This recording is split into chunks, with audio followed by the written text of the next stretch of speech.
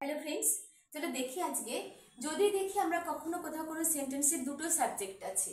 If two subjects are joined with, including, together with, along with, as well as, in addition to, according to, except, then we use verb according to first subject.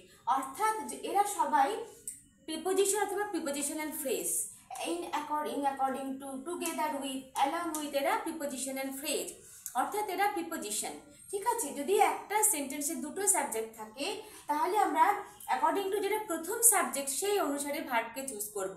কারণ দেখো এরা কিন্তু প্রিপোজিশনের পরে যে subject থাকে অর্থাৎ সেটা object, তাহলে অবজেক্টকে আমরা কোনোভাবেই সাবজেক্ট ধরতে পারি না। তো দ্যাটস ওয়াই যেটা প্রথম সাবজেক্ট সেটাকে আমরা সেটার হিসাব করে আমরা ভার্বকে ব্যবহার করব। কে কে আছে এখানে একবার আমি রিপিট করছি, দেখো with, including, together with, along with, as well as,